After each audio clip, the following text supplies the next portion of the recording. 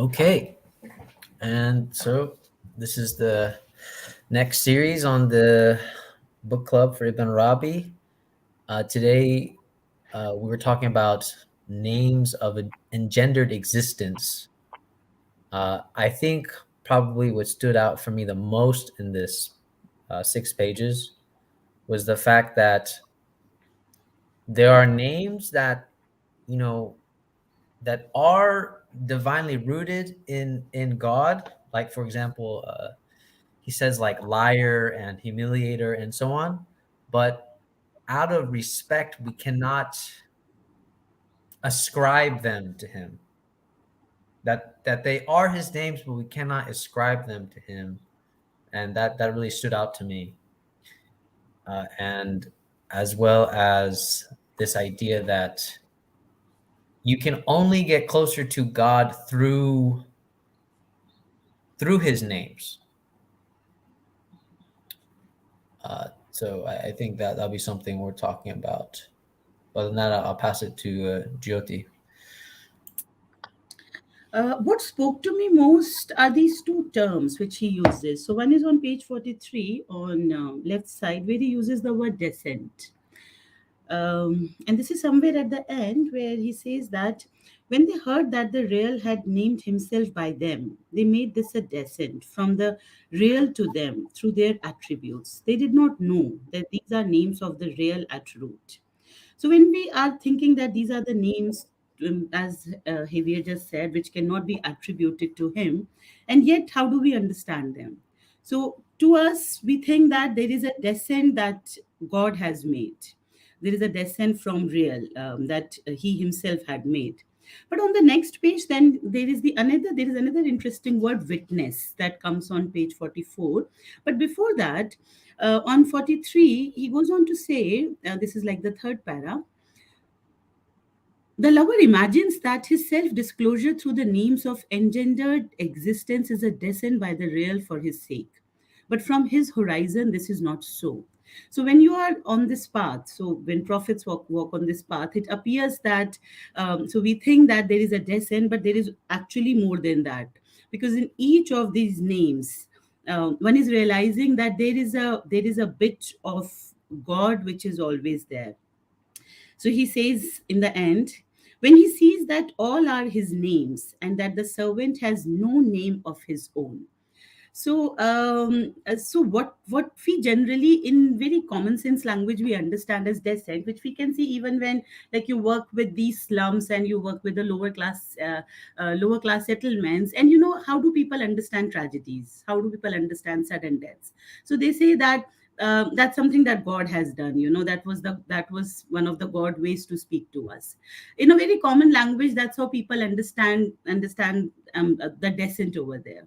But more than descent, the point being over here is that those are the ways in which God reveals to you, and then through from one station to another, the journey continues. And so on page 44, he says, this witnessing makes up for everything that had slipped away from the lover when he differentiated between worshipper and the worshipped. So when one witnesses that, and when also witnesses that it's not the exoteric knowledge. On the contrary, these attributes are also something that get embodied, that become part of you, and through names it reveals to you, and that's how one moves from one station to another. That spoke to me most. Yeah. Yes, Thomas. Yeah, for me, the probably the major area I thought was that stood out to me, pulling up my notes. So one is this idea that these names, there's the form meaning reference. So I kind of like about this whole section, I feel like this is just an enveloping or development of the prior week's lectures, because this is now we're seeing the work between this distinction of the meaning and the form of things, in the sense that creation does not basically can embody the forms, the presentations, the occasioning of these names, right? Justice, holiness, things like that. But the meaning is derived from God. And it's specifically always And this is actually a very interesting kind of answer to one of the questions in the Western tradition of what's virtue. Is virtue is basically the virtue of temperance and, say, prudence. Are they completely separate things, or are they all one? So the answer here, at least in kind of interpreting from what's being said here, is for every name, there's basically the essence of God always with it. However, there's also a difference, like an actual difference, basically always enveloped with it together. So this reminded me of, I think actually the language used was the act, basically, I'm paraphrasing, the kind of named is attributed to God ultimately. Its meaning is to God, but its form can be assumed by creation, which then thought it made me think instantly of a line from Aquinas in the Summa, where there's basically this problem they have to talk about, which is do angels have bodies, or what do we do here? And the answer was, well, yes and no. They don't actually have bodies, but they assume bodies. So it's kind of like this similar. I feel like it was like kind of maybe not intentional, but kind of interesting parallel between the two ideas, in the sense that creation doesn't actually have these embodiments. So, for example, actually we see this a lot. For example, when we say basically when we say wisdom, right, or truth, human beings can, or certain things can embody it, but we're certainly not saying the same way that God does. So there's always that idea of that this limitless bridge of the name from creation and God is similar, but with radical difference. And that's also where we're getting at when we're talking about this. This kind of another way of articulating it. Creation can assume these names, but they're not the meaning of it. They're not the actual attribution of it. They only participate, or as Jyoti said, basically descend, right? Almost like a chain of being discussion about it. I think actually the last note, again, was this conversation of the poverty and how creation needs God. My mind went instantly to the beatitudes from the Beatitudes from God, from Jesus, right? From, I think, Matthew, right? Blessed are the poor in spirit, for theirs is the kingdom of God. The hunger and thirst for righteousness, they will be filled. Like, so this is examples where exactly the whole idea here is that this language of thirst and hunger, lack, poverty, it's actually the whole section in the text. This is me kind of paraphrasing it by using another text to explain it. It's the idea that it's this idea that, fundamentally the veil, right, which was talked about a while ago, many weeks ago. I remember that. There's a veil between the meanings and the forms that is a blurring of the primary and secondary causation, which I know in Catholicism they have that too. God is the primary cause of all existence and being and activity, but there's also secondary causation. And what Ibn Arabi is talking about is saying that that's an illusion. It's a veil to look at the secondary causation. There's also a primary one behind the veil. And ultimately, when we see not just the witnessing of the presence, but a kind of awareness of both, kind of you're aware of your witnessing and aware of the presence, there's this kind of, you should be hearing, there's a concept of the hearing the be of God, that kind of divine command that's kind of underneath every moment of every existence, kind of building what Jyoti said about, we don't need to look at esoteric knowledge to come to relationship and intimacy with God, but every single moment of every single instant and every single activity, if we listen, there's God there listening, basically commanding at every single moment, be at every single time.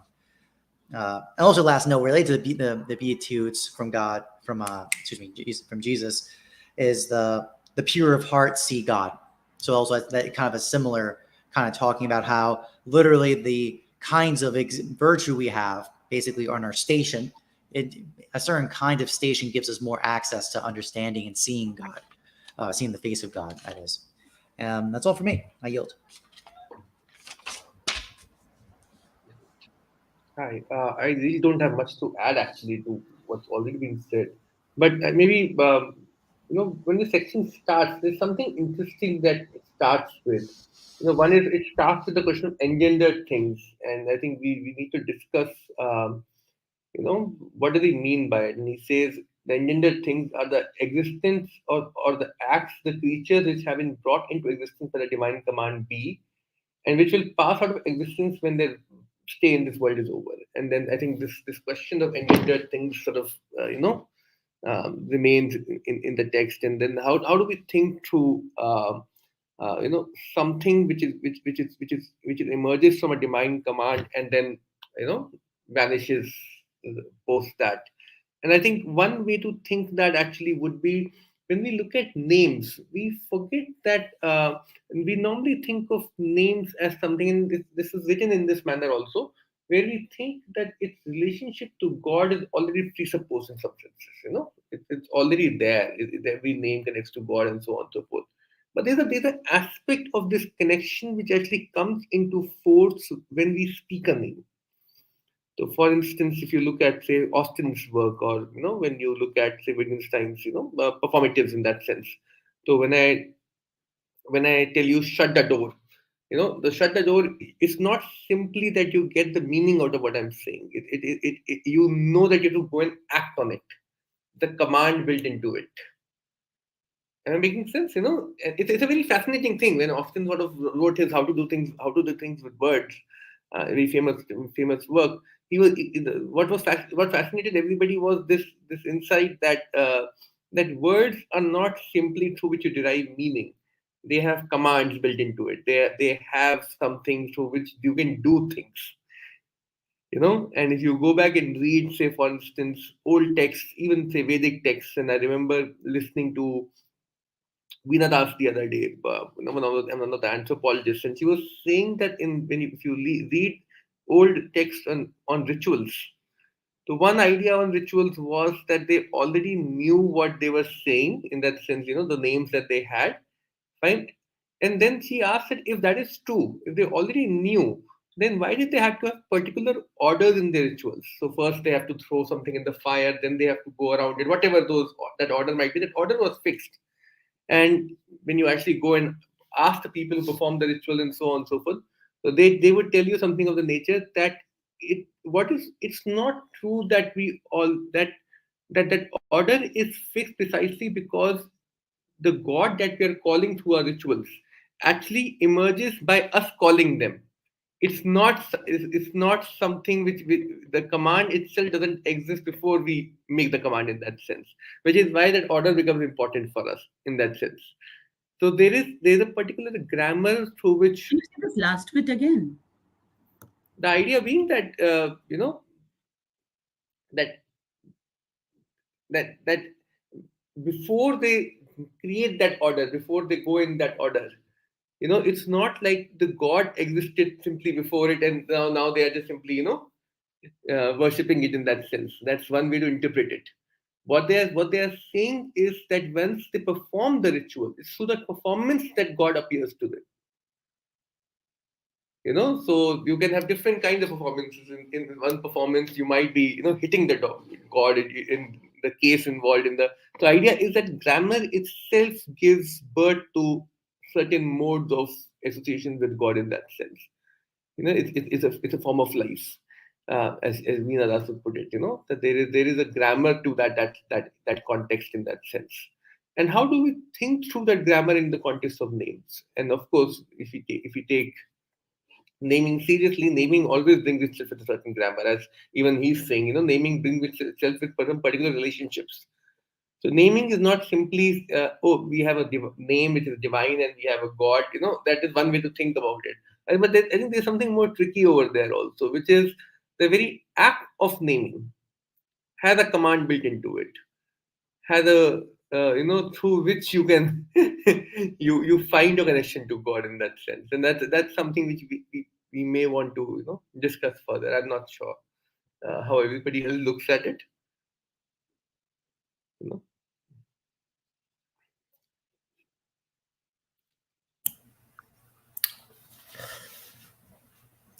So the first things that came to my mind actually when Thomas was talking about meaning, and then you, Chitan, talking about this sort of enigma about names and how there's commands built into it.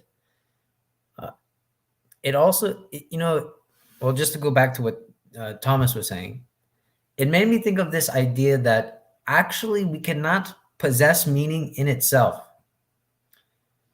If we take this text seriously, right, we cannot possess meaning, because to possess meaning would be to possess God as such.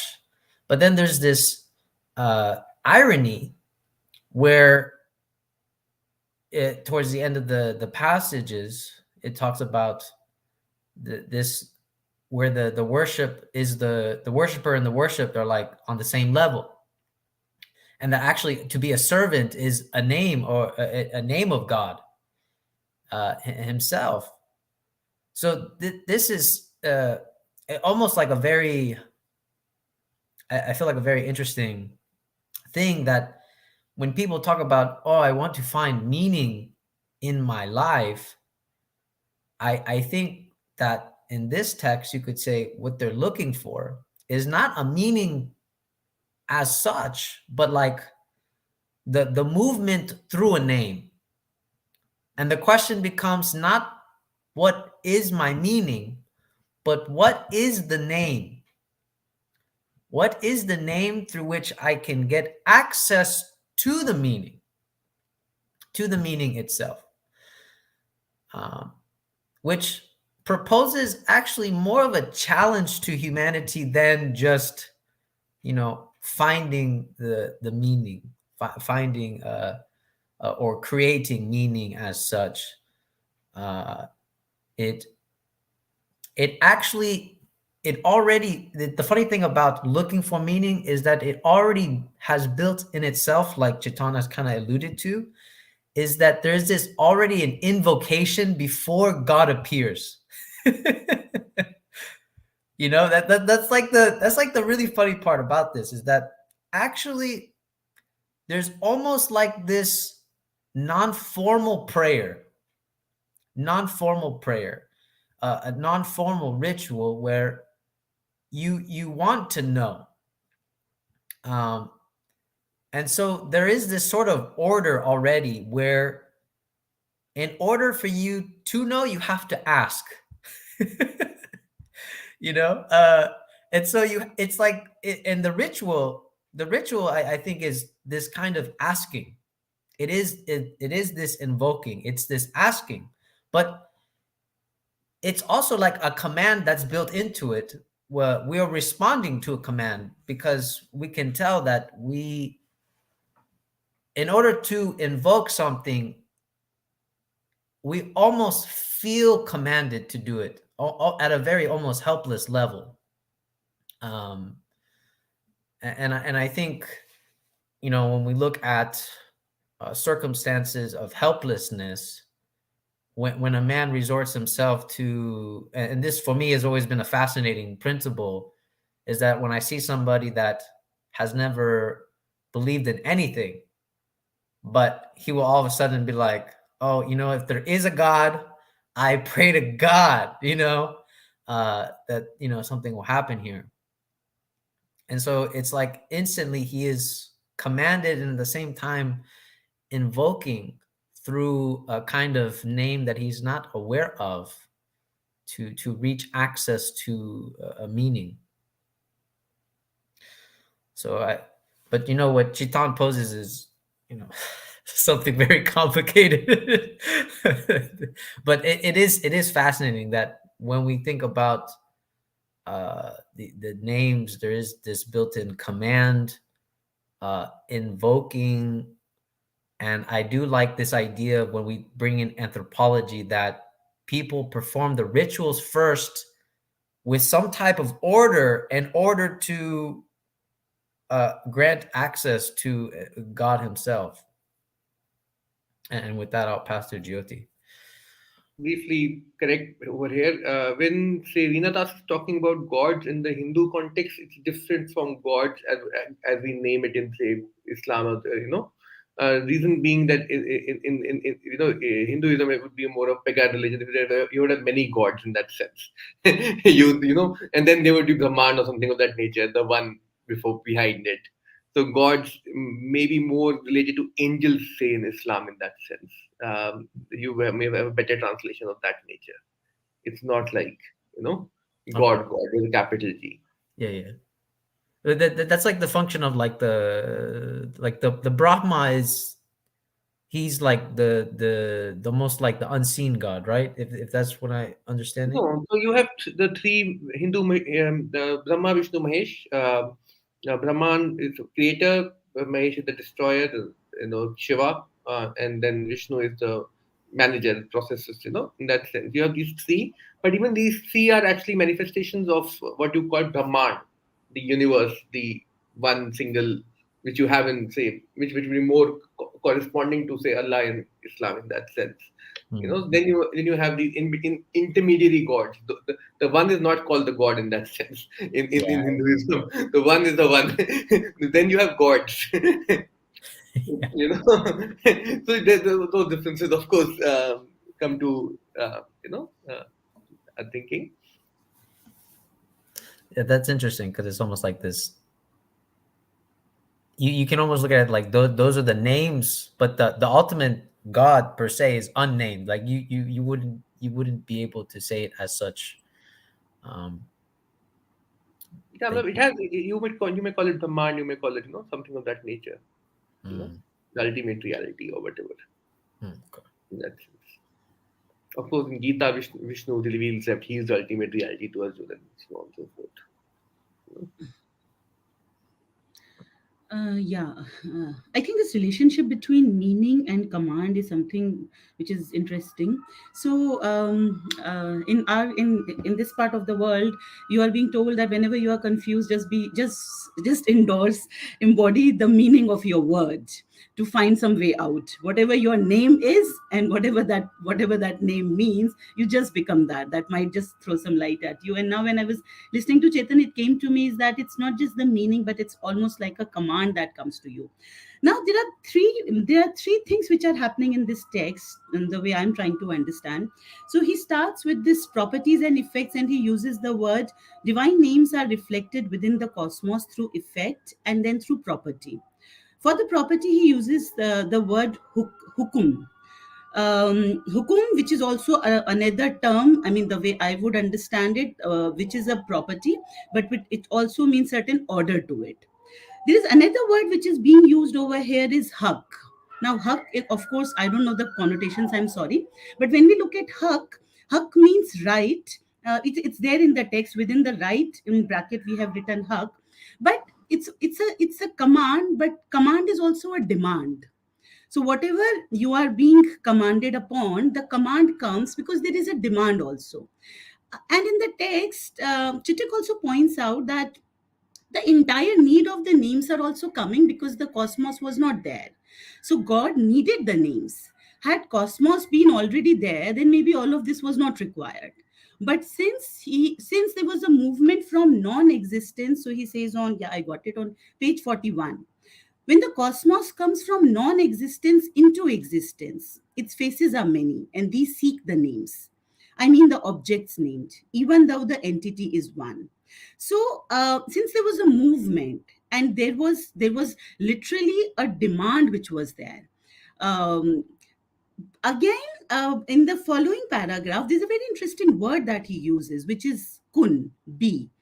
And he says and again, I think it's again related to haq, which is the command and demand. The creatures which have been brought into existence by the divine command, be, and which will pass out of existence when their stay in this world is over. So the fact that your existence is there is literally a command, and which is then embodied, which then comes out with the word like be, which in Arabic is kun.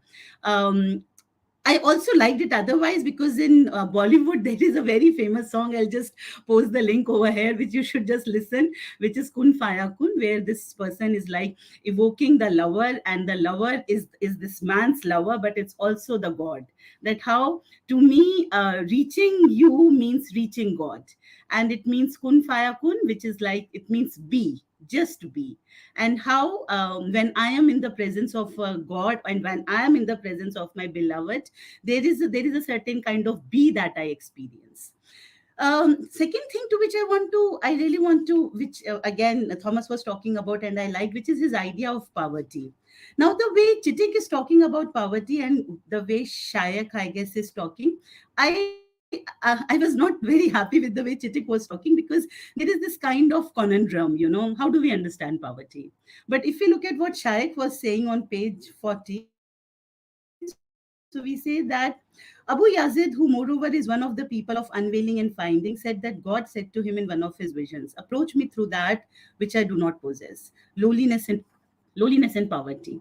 I was reading Tagore, and it's very interesting how Tagore looks at poverty. So for him, poverty is the best lesson that a child can be given. So poverty is not like not having. Poverty means bareness, simplicity, things which appear in whatever form they are. In this entire world of materialism, we have covered it and we have taken away the divinity and the purity which is there. So I just thought I can read out small thing from Tagore. Yeah, so he says, poverty brings us into complete touch with life and the world. For living richly is living mostly by proxy, and thus living in a world of lesser reality. Therefore, in my school, much to the disgust of the people of expensive habits, I had to provide for this great teacher, this bareness of furniture and materials, not because it is poverty, but because it leads to personal experience of the world. So, how this personal experience and the not the exoteric knowledge that speaks over here. Yeah, that's it. Yeah, I think this, I mean, just kind of piggybacking on what Shaitan brought up. I always love having him on the call because I always feel like he just brings these great little concept points that like can invigorate the whole conversation, right? You're absolutely correct. This idea of that the act of naming is not the name. It is a different thing. I think it relates to a section we read this week about basically literally divine command, and not just in the act of saying be, but the very fact that why do we have these names is because these are the names that God gave in terms of the revealed text. And I actually had a note about that. It's kind of similar in the sense of like why the courtesy, like Javier brought in the beginning, like why is liar and miser not attributed to God? Like they're not proper names to him versus other ones. It's funny enough, they kind of give an analogy. Like, for example, my full name is Thomas, but you can say Tom, TJ, Tommy, and I've been on plenty of business meetings where it actually is an issue. It's not an issue, but like people who I'm on client calls with will say, oh, well, by the way, should I call you Thomas, Tom? Because I'll use either one. I use them interchangeably. Like I don't really have a preference personally. But they pick up on, oh, I said Thomas in one context, but then in my email, I use TJ. And then in another part of the call, I use Tom. And they actually are stopping the meeting to ask, oh, by the way, what name should I call you by? It's a kind of courtesy given to me, right? It's like a little micro edition. It's kind of the same idea. It's like basically it's also why you wouldn't just call me some random name. It's almost like when someone calls you the wrong name, you feel compelled to correct them. It's kind of an interesting point. Like you feel compelled, and it feels right to compel them, to correct them. It's like you're almost doing not just yourself a disservice by allowing them naming you something that you're not. If they name me Javier, like I'm not Javier, I'm Tom. There's that. But then also, it's like both a pride thing for your self-esteem versus the other side is that you don't want to almost humiliate the other person by them calling you the wrong name. It's almost like actually I have noticed that sometimes in some meetings and events I have called someone the wrong name and no one corrected me, and I was mortified afterwards. Like I was like such an idiot, and just like it seemed like something depraved of what I did, like in terms of like something about that. I don't know. I guess I'm kind of just giving more of the qualitative experience of naming and dynamics of it. I don't have any real concept to give you on that. Something very anything substantial, but just an observation I'm thinking about. Because also, by the way, the whole note too. I mean, this brings us way back to weeks 1 and 2 of this group too. Remember, there's a big difference between propositional statements, which have a truth protocol within it, right, versus declarations. Close the door does not have a truth proposition. It's only secondarily, is there a door over there? Yes or no. Like the statement, close the door, makes no sense. It doesn't have a truth value. But similarly, prayer does not work in the same way. Prayer is not a propositional statement. It's a different dimension of speech, which also relates, by the way, actually we talked about this a couple weeks ago too, right? The big difference between basically making a complaint to God and asking God to fix it. The more nice way to say is a lament. Like a lamenting is when you're in pain and suffering and hardship and you're basically, oh, help me. like it's kind of those protestations you're doing. We were saying that that's one mode or one level of prayer where there's stations of it.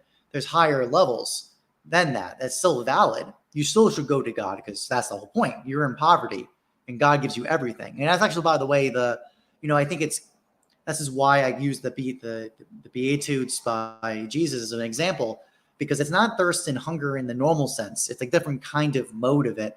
And it's more about that fact that you're dependent. You are lacking. You're not, and actually there's lines in the text about the imperfection in creation, that anytime these names are used and invoked in creation, there's always a built-in imperfection. And that remind me of Augustine, right? He says that, my Lord, my heart is restless until it's rests in thee. It's basically the same mode, is that there's an inherent instability in creation that only God can perfect or stabilize us. There's a kind of an inclination of that said in there. Also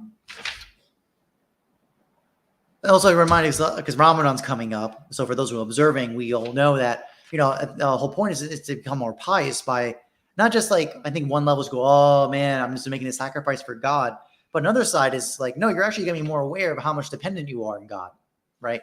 By the act of these absences in your life, you're realizing how much you're depending on that you take for granted. It's kind of awakening. That's very much like that's why I really appreciate this note from Tamil on bareness and simplicity. I think that is really the proper relationship to poverty is that kind of relationship, right? It's a kind of awareness of what is actually yours in possession, which is actually nothing. Your only possession is your soul.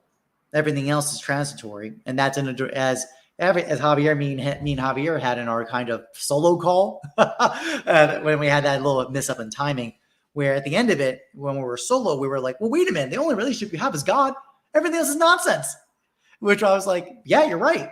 In one sense, you're correct, but let's be careful because that could just end up into a wild solipsism going, all the other people, those other things don't matter. You're non-existent. Only means God. And me, because I'm my relationship to God. That's it. Anyways, I think those are my second notes. And I yield.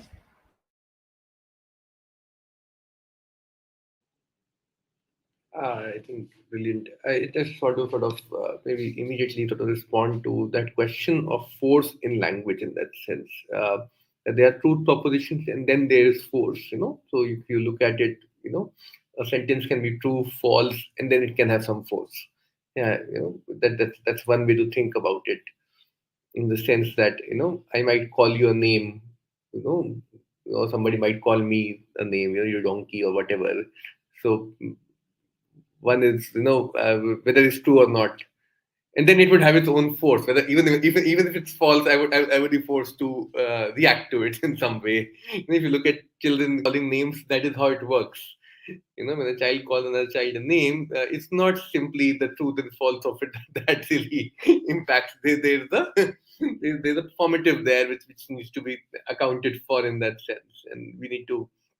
And then, of course, there are philosophers who have come up and really, most famously Austin, whose point is that truth and false themselves are created through this force. It's not that there is truth propositions and then there is a force. Force itself is what sort of accounts for the truth and false. Without getting into too much into that side of things, we may want to think about in what ways language uses this force to actually manifest itself. Language doesn't exist as simply as a representation of the world, where there is a world out there and there is language, and then language can account for that world, isn't it? Language is something which has a force of creation itself, and which is why this question of engendered things actually interested me a lot. Things that come and they can be known to you because they can vanish. If you read the very starting, I think where it starts from, that question really interested me. Where was it? I can't find it immediately. But there's a very interesting discussion on engendered, thing, which is why effects become so important of God, because effects again sort of emerge from that property of language in from which things can be born and then they will vanish. And how do we how do we think through that question? So one of the problems with that question actually emerges is that if something is engendered, then it's not simply given to you in a passive, completely passive form, in that sense where you can say, oh, I have a relationship with God, I don't need to work. I can simply have that static relationship with God. But sometimes sometimes people do in that sense. God becomes a site of escape from them because they can't really think of in what ways does God manifest to them in various um, grammatical, linguistic, concrete linguistic contexts. Because it comes through certain engendered qualities and so on and so forth. And that I think um, is something we need to think about. Of course, this question of if when you think about this question of conditionality, which is again this problem that why certain names can't be attributed to God and only certain names can be attributed to God. I think one way to think about that age-old problem that if everything is created by God, then why can't everything be a manifestation of God also? Is exactly this question that asymmetry is necessary for you to actually concretely engage with the question of he and not he. If everything becomes directly associated, or that everything can be directly be attached to God in the same manner, then that asymmetry will get over. There is no not he. There is no non-existence. There is no work over there anymore. Everything will become again static. Everything will become same in that sense. There will not be any concrete things through which movement can take place. And that movement is extremely uh, important to think about, and which is why, because of certain courtesies, you do not associate certain things directly with God, and so on and so forth. You know, and finally, to Jyoti's point, I think very famous line: your desire for God is God's desire for you. So how do we how do we think through that, that connection in that sense, that when we think that we are desiring God, that is already God desiring us. So if you want to see God, do not try and see it through your eyes. Go behind the way you're looking, and then you'll see what is it that's supposed to become visible. Who's the seer in that sense? Because if you're seeing something, you're already seeing an object, and if you're seeing an object, you can only see a reflection. If you want to really manifest God, you have to go and ask the question, who is the one who's seeing? And it is in that question something becomes visible to us, in that sense. That who is it that is seeing, in that sense, or what is it that is seen? And from there, I think, you know yeah, I'll just, yeah. So yes, I think Jyoti's raising of poverty kind of can put into conjunction of what you're talking about, Chitan, where it's like it's not enough to be like, yes, all is he. That actually to be in this state of poverty is to be the state of not he in order to realize that all is he. And so in this sense, you are meeting the ontological requirements of poverty, of being not he, and actualizing the reality of everything that is he. But to go to your question about this, these vanishing moments, and then what Jyoti raised, I thought, which was brilliant, about like through the lover, I find my path to God. Right? Is that what I understood correctly, Jyoti? There's a part of the passage I want to read here because I found very fascinating. It's on page 43, left side towards the bottom. It says, according to our position concerning the creatures becoming manifest in the attributes of the real, the names include all creatures. Every name the creature possesses belongs truly to the real and metaphorically to the creatures. The position of the majority is that this is only true for specific names, that is, the most beautiful names. So if a creature, possesses all the names, but they are in some sense,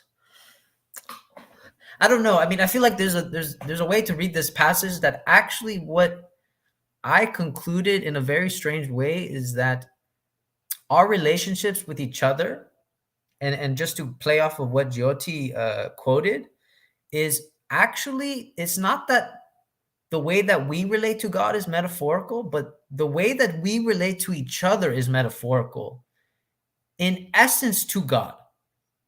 So in this sense, it's not like pantheistic in any way. The metaphors are real.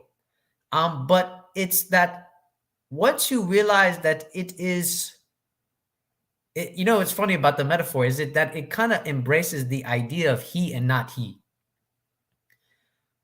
which is a sort of beautiful concept, that if you realize that all our relationships are metaphors towards God, um, I guess that's, I don't know. I mean, I was thinking about like this is one way to understand that the vanishing itself, it would be able to help you distinguish that even the idea of being servant is a metaphor, that it actually, like it had said in the passage, that it is an attribute of God, and sort of lessens or blurs the lines between worshiper and worshipped. So I found that fascinating because there's a lot of scriptural texts and hadiths and hadiths even in Islam where it says, like, for example, there's one hadith about when a man didn't visit a sick man, and basically God says, "Why didn't you visit me?" And the man's like, "What do you mean? I didn't think God could get sick, so I'm confused." But it's funny because typically we look at, in order to describe God, we typically use metaphors in some fashion, or we tell metaphors, but actually it's almost like this inverses it on its head, that we are in fact the metaphors themselves, and that if we don't interact with the metaphors and have relationships to each other, then in reality we're not understanding the message in itself, which is the meaning. In order to understand the meaning, you have to sort of engage with the metaphor, have a relationship to the metaphor itself. And so I think that's sort of a very interesting relationship between metaphor and meaning, because then it is no longer about, you have to be in a sort of a state of poverty to accept a metaphor in the first place, to pursue the meaning. So I found that fascinating between metaphor and meaning, and how this can sort of embrace the relationship between, he, not he, and it's not just enough to simply think all that is he, but we have to be in this state of poverty. Which reminds me, I would love for Jyoti and Chitan to give me their book recommendations on anthropology, because I really like all the stuff you guys bring up for this. Yeah, so there is a lot, I think, which I cannot understand, and maybe Thomas and Chetan can talk about metaphor and meaning and how do we make sense of it. But Chetan, and the way I understand, and when you are saying that everything cannot be attributed to God, yes, explicitly, but I agree the way Javier was explaining that poverty, when it's about not he, and then when you are in not he, you realize the he, which is also the different kind of stations which are there. So there is this kind of course, we have already discussed how he and not he are not like two binaries. That's not the way we can understand over here. But instead, within the not he, how he can be realized. Um, uh, when Javier was talking about this inverted world, and I think it's important because in my understanding of the text, um, almost all the words, almost all the names, they cannot be explicitly attributed to God, but the fact that those names are there, the fact that those effects can be seen on us, there is a certain descent which is happening over here, which then becomes important in the journey. Only then there is a collapse between worshipper and the worshipped. Also, I'm drawn to Hegel because I think in the same spirit of Xavier, he uses the word inverted world, in which in this inverted world, the north becomes south, the sweet becomes sour, the hydrogen pole becomes the oxygen pole. In this inverted world, I mean, if you think you were humiliated in the real world, actually in the inverted world, you are honored. So he goes on to say, this law, however, which bids me confront him as himself as a person who doesn't treat me as such, and in fact bids me destroy him as an individuality. This law is turned round by the principle of the other world into its opposite. The reinstatement of myself as a person through the destruction of the alien individuality is turned into self-destruction. If now this inversion, which finds expression in the punishment of crime, is made into law, it too again is only the law of one world, which is confronted by an inverted supersensible world where what is despised in the former is honored. And what in the former is honored meets with contempt. So when you kill somebody, you actually want to kill somebody because you want to rob that person of their individuality. You don't want to attribute that individuality, but in the act of killing the person, what you have done, you have actually given that individuality to that particular person. um, to me, when I read this through this particular text, there is also more meaning to it. After all, there is a relationship between being humiliated and humility also. When you sit with wrath, in the wrath you find love also. And that's how I am trying to understand inverted world, but I need to think more about it. Yeah, Thomas.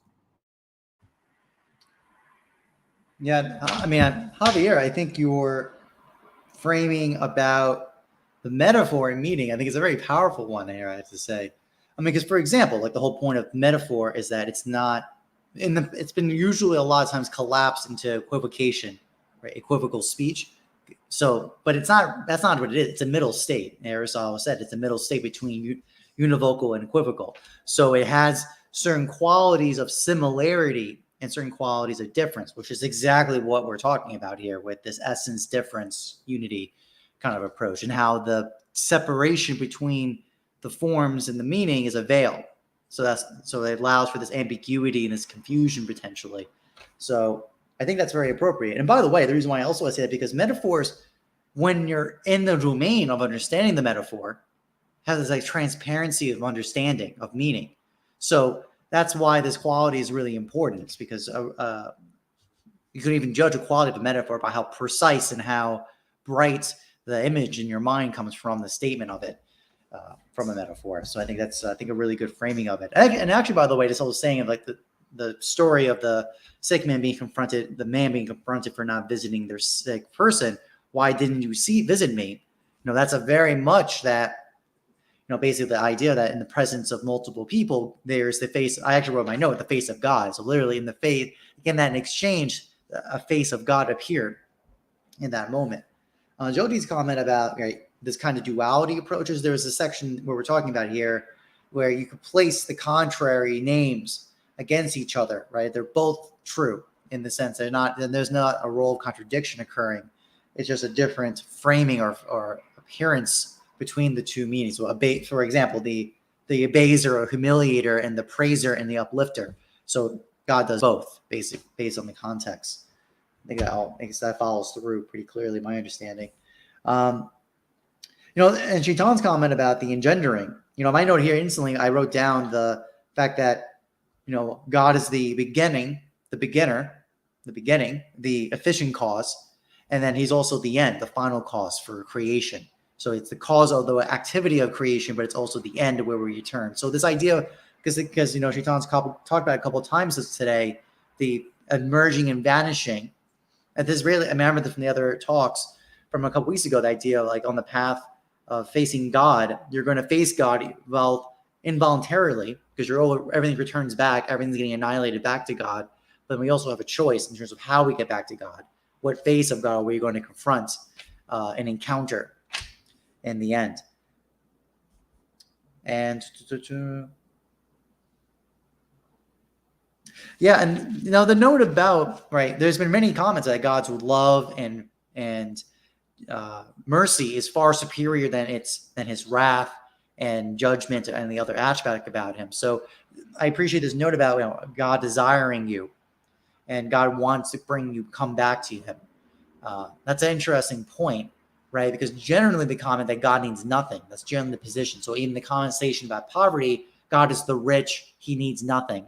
He's the king. You depend on him, and he needs nothing of you, but you need everything of him. So that is interesting, because generally the conversation has been a lot of times that the reason why you can't use liar and miser is that you can't invert the roles. The roles don't invert one to one between God and creation.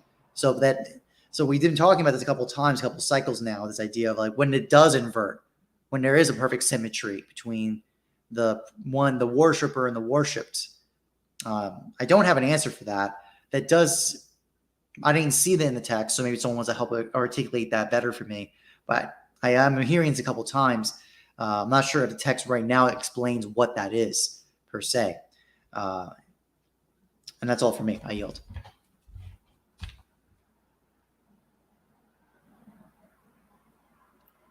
Thank you, Thomas. Yeah, Jyoti finally brought in Hegel. We were having that, we were reading Hegel, in fact, another reading group where we were having this. And I was reading it, and I said, this is where Jyoti is coming from. Nice. I think we need to think a little more about the question of poverty in some sense. It is something which interests me to some degree, and I'll be honest to you. So there is something about this problem, and I'm going outside the text a little. Actually, I'm just sort of sharing my opinion in some senses, But to think about poverty seriously, there is something which will connect back to what we are reading in maybe, because there are moments of exuberance that you have as a person. Uh, in many ways, blocks your own journey towards your ability to, quote unquote, your journey towards God in some senses. You know, and how do they do it? It does it because if you're not in the state of poverty, and by poverty I don't simply mean you have physical things or not. If you're not in a state of poverty, you are not dependent upon contingencies in some senses. There is something about this problem that poverty makes you available to contingencies, to engendered things. you know if you are if you already secured yourself in some senses, you already put yourself in a situation where your encounter with newness gets limited. And I'm not trying to glorify poverty in that sense, and we can have that separate discussion at some point of time, that means being poor is a good thing and so on. So I'm not trying to do that. I'm just trying to sort of understand the state of poverty, which say Rabindranath Tagore is talking about, as Jyoti was putting to us. That what does it mean to be saying that we're in a state of poverty? It just, I think one of the things it means is that we are learning from not what we have, but what encounters we are having with the world, and we are allowing those encounters to affect us and learn from them and grow from them in that sense. And how do we think through that form of subjectivity, which is oriented towards the encounters that you have in the world, rather than simply towards, or that you are oriented towards simply what you already have in that sense, in a certain manner. And I think that's something we can discuss. The other, I think, important point that I think Thomas was raising last week, and was this question of figurative meaning, which again Javier has brought back with metaphors and so on and so forth. That, and one thing that can be immediately said over there is that this simplistic idea that figurative meaning emerges from literal meaning. So there is a literal meaning of the bottle, and then there has been figurative other meanings which are dependent upon this literal meaning. This simplistic, I think, uh, understanding of figurative meaning doesn't work. This privileging of literal meaning of figurative meaning doesn't work. And one thing that when you say that there's only literal meaning is with the god, and then everything else is metaphorical, again we get back into one way to maybe find a way forward from here also. Maybe another way to think about this question can be that just as we thought of, say, certain force already present in truth and false in propositional statements, to which they become propositions. We may think about uh, a certain use of language or a certain force already there, through which literal gets its literal manifestation and figurative gets a figurative manifestation. In that sense, it's not that it's a case of where literal and figurative actually are kept side by side in the same space. It's not like there is literal and then there is figurative. So, for instance, if you read Shakespeare and you are reading through, Shakespeare is extreme use of metaphorical language. He would connect it to sun and so on and so forth. And I don't remember the examples right now. I was reading a very nice essay on Shakespeare use of language in that sense. But what you would get is that figurative meaning actually um, uh, encounters uh, not simply a limit to language in some senses. And that is one way to think about this question, which I think Javier is bringing it to us. If on one hand we think of figurative meaning distorts language, isn't it? That's one kind of a way to think about it. And analytical philosophy, many people have sort of made that kind of a claim. The other claim is that the actual meanings, the meanings in their varied forms only become available to you in the figurative context. So if you only know sun means the sun, you don't know the meaning of sun. You know sun's meaning when you know its figurative context. Its ability to give life, its ability to be the soul, and so on and so forth. Those figurative contexts are what makes language there, gives language its diversity, its beauty, its ability to find that uh, you know ground with, in some senses, in this context, god, and in philosophical context, its ability to form creation, in that sense, its ability to create the world. And how do we think through that kind of a notion of figurative speech? you know? Chiton, just for clarification, did you say figurative language was the beginning of language? Like figurative? No, I was just saying figurative speech and literal speech are kept side by side in the language. It's not simply that figurative speech emerges from literal speech. So there is a literal meaning first, and then there's a figurative meaning second. And that gives you that idea that figurative meaning is distortion of the literal meaning, which many philosophers have said that there's a literal meaning, and then you distort the literal meaning to get figurative meaning. But if you take, say, even Arabi seriously, you'll understand the relationships that this has with other objects, which invokes the figurative meaning. It is not building upon the literal meaning. A lot of the literal meaning can be separate from the figurative uses that would emerge, say, in the case of sun, as I was pointing out. So to know an object is to know its figurative use. It's not only to know its literal use. Mm. Mm-hmm. Isn't it? Mm-hmm. You need to enter into that, and that is where questions of love and all of these things get invoked. That this simple philosopher's distance doesn't work. You need to you need to get your hands dirty with with language in some senses, and we can get back to questions of poetry, questions of Yeah.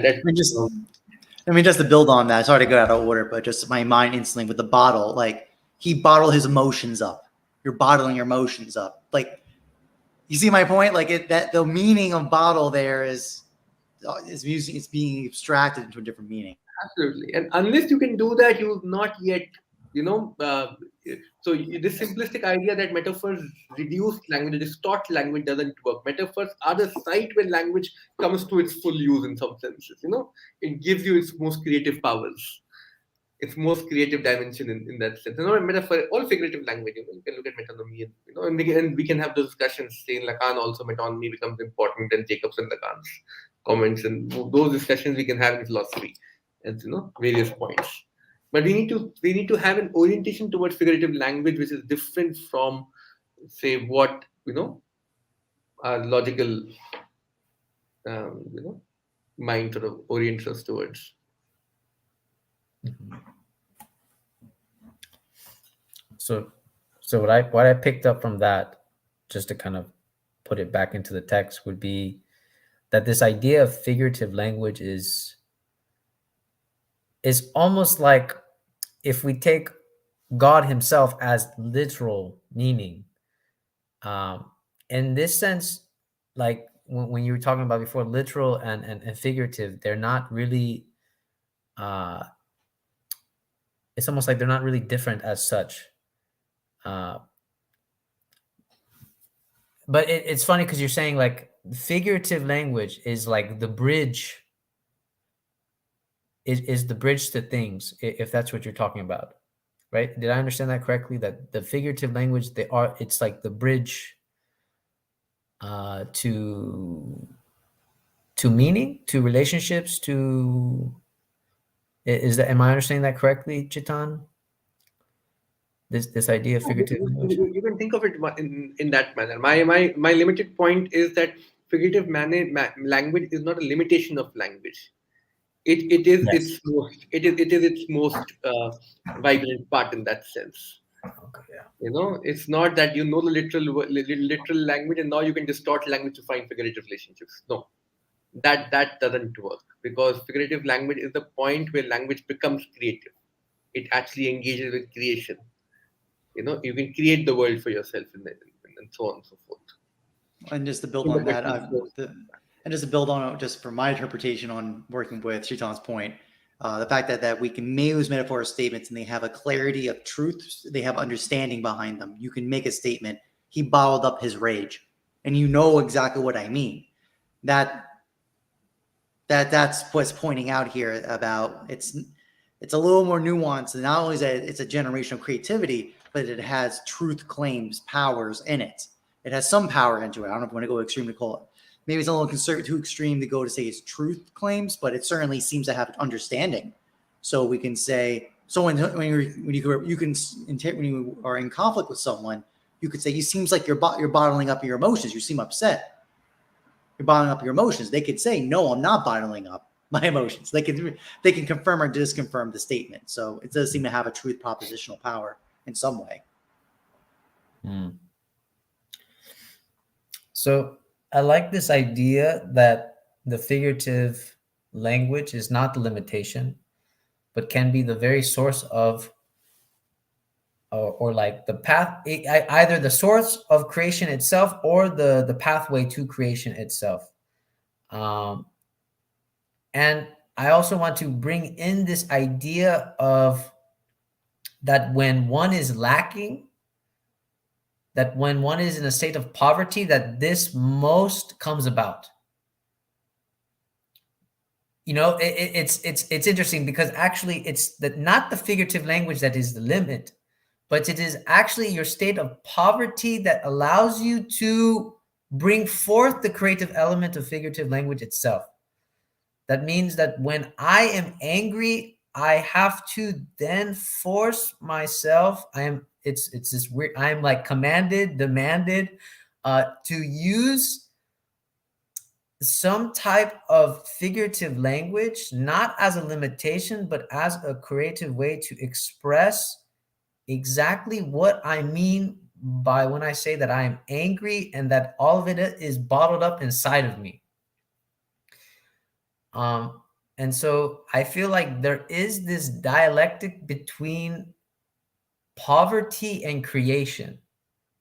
You know, because what Jyoti had said earlier is that the man that is wealthy, he's actually not, you could say, I almost want to say not creating, but he's only dealing with mere proxies. He's only dealing with copies and illusions as such. So there is no creation in itself, it's always being absorbed and then just being reabsorbed, absorbed, and gives him the illusion that he is in abundance. But only when the man is in this dialectic of poverty that he is creating something genuine, I believe. And it's this creation of genuine thing that I think grants us access to something. And also, when someone does it, it allows a specific presence for us to interpret it that this person is doing something genuine, is saying something genuine. That's the thing that, when Thomas alluded to the idea of I have bottled up my anger, I can actually, and I can feel and understand his presence of what this anger is doing to him.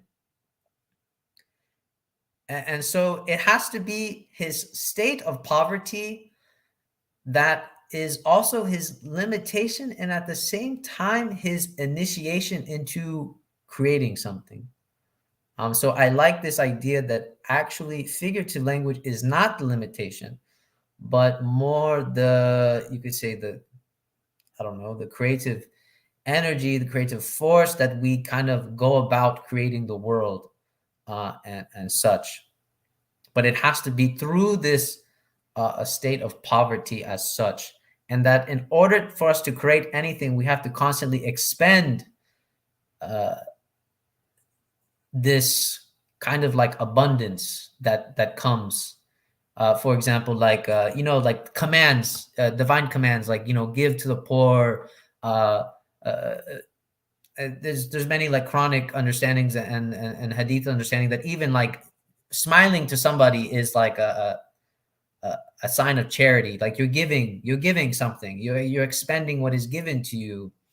uh, and so there is this dialectic between that, not only you have to be in a state of poverty, but you have to be constantly expending what is given to you, so that way uh, you are having genuine interactions with the world. And with that, I'll pass to Jyoti. Thanks, that was wonderful, Javier. So Chetan, when I'm thinking about this figurative meaning, literal meaning, so it makes sense to me. So when we look at Lacan's real, so you cannot experience the real. You have to experience the real through the other aspects which are available to you. When I look at it vis-a-vis this text, again, the way I understand, we cannot confront God in itself. You cannot really face God. You cannot. So there got to be names, which then become a way through which relationship is mediated between God and the cosmos, between you and the cosmos, and only through these relationships and mediation you experience God. God, one cannot, because it might be like Lacanian real, that it's just not possible for us to experience that. I was just trying to think. So if others can also comment, that will be nice. I was also thinking that so if we go back to anthropology, and so we have so much of focus in. We are so the positive knowledge, the dominance of positive knowledge is so much in anthropology that some of the other work becomes important. Where the work that we are reading, so she talks about the importance of language of pain. Can, when you go to the field, can there be a language of pain through which you can understand the field? Why should always it be surrounded by the language of rationality, positive knowledges through which you understand something? There is also a language of suffering. So even in the work of Tagore, for him the education should be the language of love. And now this language of pain and suffering, of course there is a aspect of, there is a figurative aspect to it. That's how I would understand, where you cannot, like, if somebody tells me, like I was telling the other time also, when somebody tells me, you understand, right? Now I really cannot point out in a very rational manner that how I understood, but there was something figurative about it that I understood and she understood, and how her knowledge marked me, the way he says that how God marks you. Javier is saying a very interesting thing about saying that of poverty and creation. So earlier I was thinking of this state in poverty and contingency that Chetan was talking about, which is not just about what too much of luxury does to us. That is definitely one thing, but how the state of poverty, the emotional state of poverty, how when we go through depression, there is a sense of poverty over there, and then how there is a contingency that we all experience, which is required. Uh, during the emotional state of poverty, there is a, I mean, at least during my phases, I experience a complete non-existence. How does one make a movement from non-existence to existence? And then Carl Jung talks about that when there is a depression, the feeling is of falling in an abyss. It's like you just fall and then you don't know where are you going to stop. But then Jung also says that the way we understand energies just don't come. Energies also come from beneath the abyss. So when you hit the abyss, there are energies that come from beneath the abyss. And so Rumi, like, light enters from the wound, and how there are knowledges that depression gives you. So again, there's a very famous anthropologist, and during the fieldwork, his wife died, and then he had to like take care of his children and all of it.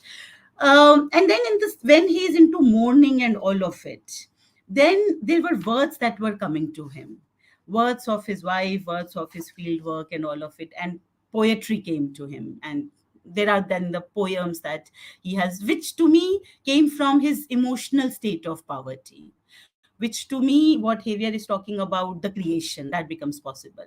Although personally, when I go through these phases, it's difficult to understand all of it. But yes, when one reads it, one understands the sense of it. Yeah, Thomas.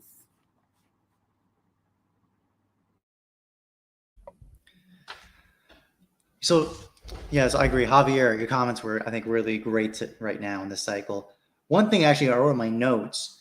Do you remember? I don't remember. It was 2 weeks ago or a week ago. We talked about transfiguration, right? There was idea that, like a man's not becoming a dog. But I was making a comment about figurative. I was saying, like, guys, no. That's the trick. It's this metaphorical language. That's the trick. That allows the transfiguration, because it allows us to go beyond what's the obvious point and come to connect things that are completely like totally not related. So, for example, the idea of connecting a bottle, physical bottle, to then the verbiage of he bottled his rage or bottled up his emotions. That's a transfiguration of bottle from its one meaning, from its literal matter sense, to then this metaphorical verbiage, abstractional meaning, right? That actually unites it's like a larger connector to a deeper reality, basically. So I just had a note. I wrote that there when you were bringing your points, Javier. I think that was excellent. Yeah, it's kind of funny too, the idea of that, basically poverty is basically confrontation to limit, right? There's some limitation imposed, and then basically this activity of metaphor is unlimited, limitless creation, right? So it's kind of this direct dance that we need both, basically, that the human existence, the unable.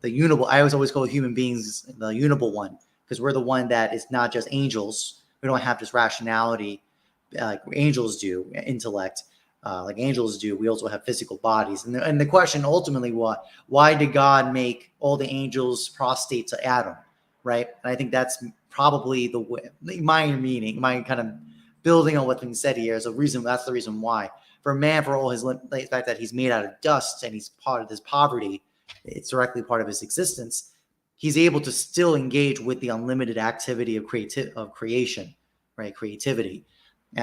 So as a result, it's the one entity that allows a genuine micro-universe, the microcosm of the universe, and allows a genuineness to come through, which is a kind of transfiguration.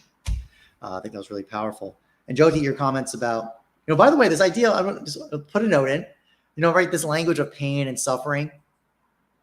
Isn't it kind of interesting? I've always found my personal experience, human beings, and I'm not the original thinker. Other people have said this, man can endure seemingly unlimited suffering and pain as long as it's for a reason. And I'll put another side to that. I think I forgot who said that, but I know that's a quote by a philosopher. I'm going to add another note to that, though. It's not just the fact that we'll do it for a reason.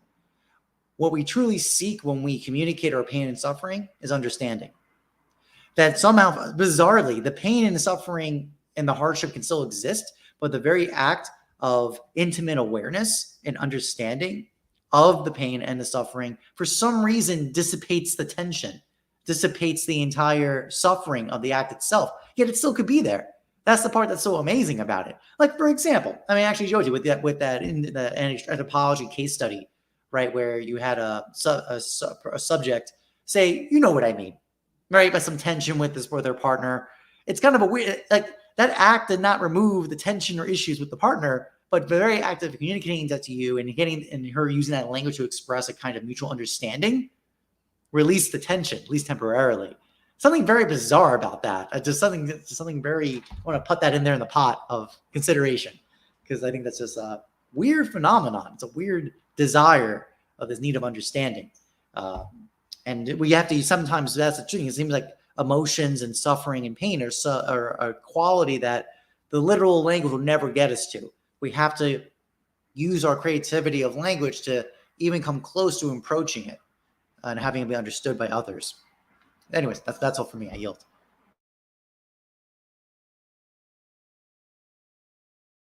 Thank you. Yeah, just to start off with this question of pain. One thing about language of pain is that one is the language of pain. Oh, that I am in pain, in that sense, and what is the language that I have for that. The other language of pain actually is, in some senses, and which is what Wittgenstein sort of tries to think about. That when you say I am in pain and you point which part of you are in pain, and he points to the next person's hand. The very famous, I think, paragraph in the Red Notebook of Wittgenstein, which and Veena Das actually goes on to define anthropology as a form of knowing which is available to other person's pain, in which you are open to somebody else's pain. And what does it mean to be able to do that? And how do we think through that kind of a way of thinking about pain and creating knowledge out of from there? And how do we think through knowledge in that ground? And I think one of the things that we need to think about when we're thinking about pain and knowledge in that ground of knowledge that accounts for another person's pain is is a form of knowing which is not uh, in some senses which doesn't uh, which doesn't simply negate the other for us in that sense. And that is what we're discussing with the engendered things, that coming back to the text, that there is a form of knowing which doesn't completely destroy the other. And how do we think through that form of knowing? And I think that is where this relationship with God manifests itself in the Arabi's words and so on and so forth. You know, the other question was this question of poverty and abundance. I think one of the problems with thinking about poverty as opposite to abundance is that poverty becomes itself this esoteric, enjoyable things. I think what Tagore is trying to give us, and I think Javier has already said something very brilliant, words to it. I'll just sort of add that one of the problems with poverty is not that poverty is opposite to abundance. In fact, if you want to release the tensions of abundance from within itself, you need to affirm poverty. Otherwise what you get is simply a proxy.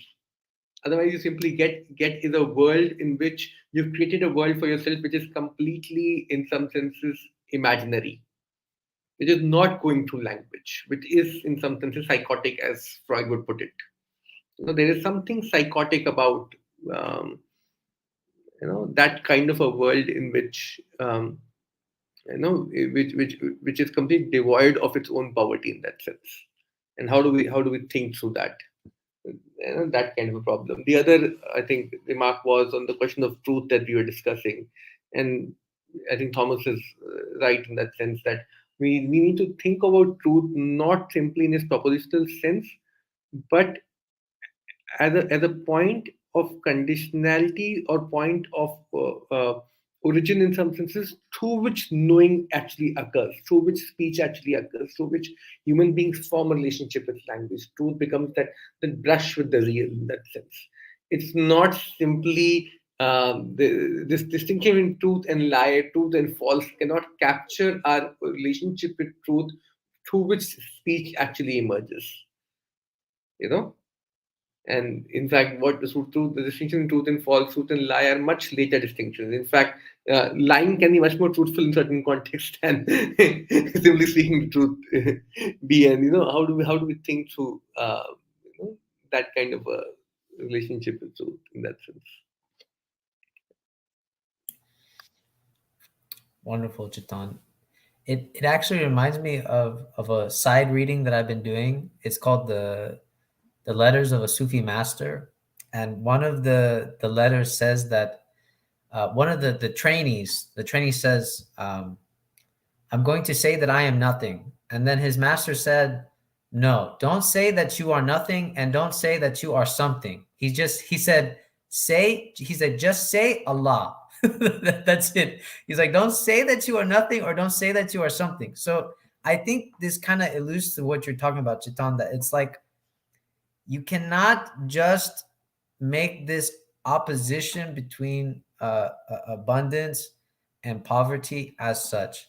And it's funny because when we look at the mythology of the fall, there is something very ironic, and this is something that Daniel taught me, OG Rose, is that actually Adam and Eve already had everything. It's only when Satan says that, oh, look, there is this tree that he doesn't want you to touch, he doesn't want you to have. And so, in some sense, he invokes a false opposite, a false idea of that you are lacking something. But in reality, he's tricked them into thinking that they are in a state of poverty. But it was this idea that they already had everything. They already had everything as such.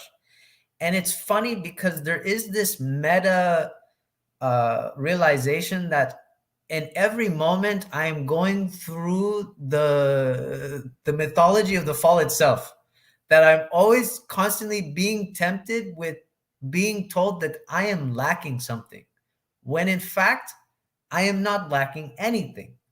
Um, but of course, there is this irony that I have to sort of realize that the poverty is the abundance itself, and at the same time, uh, it's hard because it's see the thing that you're pointing out, Chitan, is that we cannot, and this goes back to the truth and false, is that when we think of propositional statements, we don't understand movement, and it's important that we understand movement in when we talk about truth and propositional knowledge, because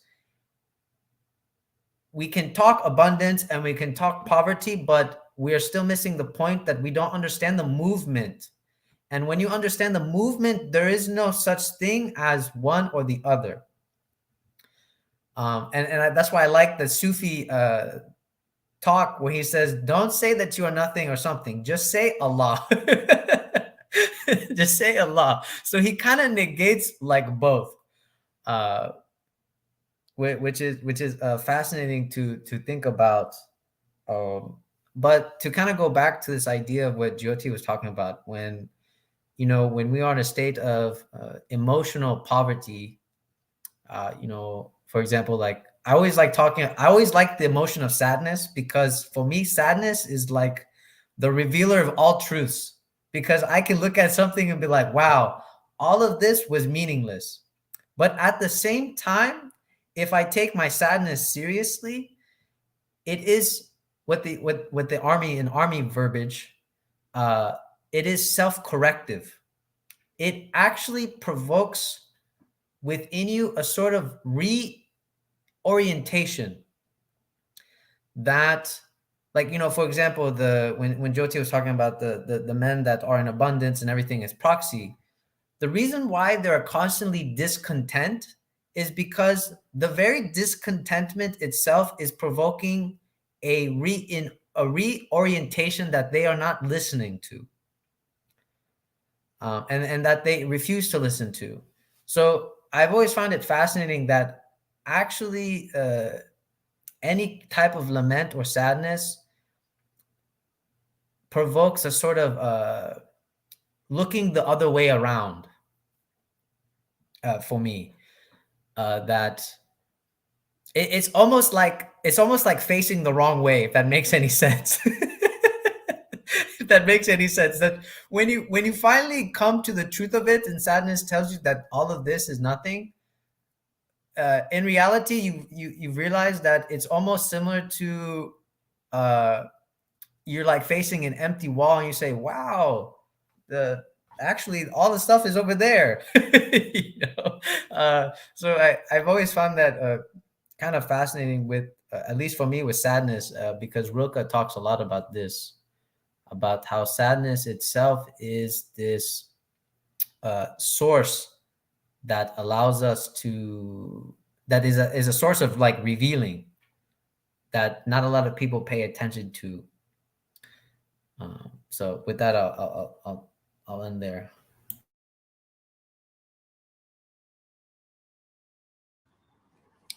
When he's saying that just say Allah, to me it is like when Ibn Arabi is talking about be, kun, just be, which has the aspect of poverty, because we are in a state of poverty till we don't cover ourselves materially, emotionally, where we try to look rich, appear strong. And in that, otherwise it's about to be in your bareness, to be in your simplicity.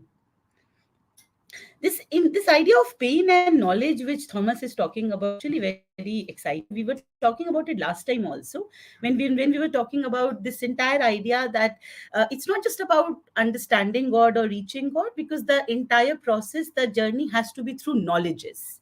There is an idea of knowing over there, in which there is a relationship with oneself that one has with the world, and only then uh, uh, and then the knowledges that come are not just the exoteric knowledge which are coming out in these pages also, but there is the other knowledge which we are then talking about.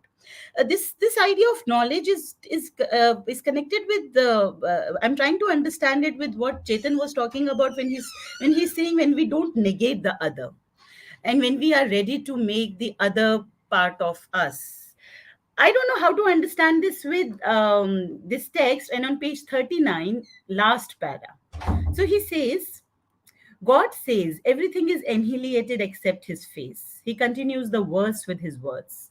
To him belongs the property, which is what becomes manifest within the things themselves. Then he says, and to him you shall be returned. In other words, you will return after being others to me. So the dialogue that is there, how you we return to ourselves through the other, the way we return to God after being other to God. The property of the other will go, and then after some time there is a collapse that happens, the other goes away, since there is nothing in existence but me. So connected with what we were discussing earlier also about the unity and the different aspects which are there. So yeah, just some random thoughts. Yeah, thanks.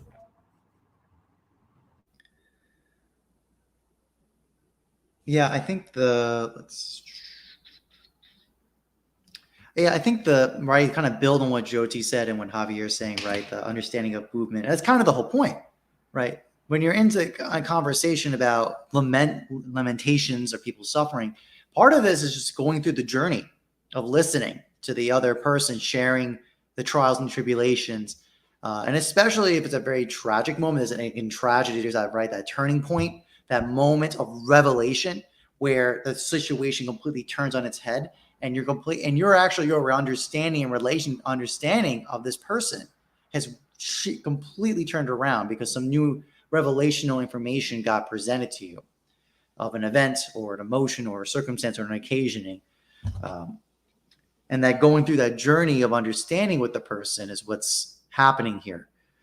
Nothing about it has changed except that, but yet there's this idea that you're not there. There's a very different mode of interaction. This is more that activity of knowledge that's witnessing, that's not the kind of consumption or possession orientation, which has basically been a meta theme of, I think, this text every single week. has been talking about that. It's like, don't treat knowledge just as propositional statement of ownership and possession and consumption and basically destruction, right? That you get to put into a little mental category and own it, right? Put it in a little box. I don't get to change. The information stays over here. No, this is very different. This is the exact opposite. It's a witnessing, and actually it penetrates, it engages with you, right? And moves you at the same time. Maybe that's the transfer. Maybe in the sense that activity itself of disclosing the pain and suffering together changes you and changes the person. That's what causes the releasing of tension in the other person. Maybe I'm just kind of hypothesizing at the moment. I mean, by the way, this is also just like, I just think about this example, like understand how can we use metaphor and figurative speech to come to understanding of pain and suffering better? Because all I thought about, like, what's the alternative? You know what it is? I don't know if anyone's seen this. I've gone to the hospital, like ER. They say, how much pain do you have? Like they put it in the smiley faces. You got the sad face, like the really like crying face. Then you get the sad face. Then you get the neutral face. Then you get the happy face. Like that's the degree of like, in some ways it's kind of amazing, right? In medicine is such a body of knowledge, positive knowledge of the anatomy and the parts and how they interact, the chemistry, pharmacological interventions. And then it comes to emotive states. No, you get a smiley face. We've gone into now kindergarten level knowledge of communication. I just find that fascinating, just thinking that through. Yeah, that's all I have for this cycle. I yield.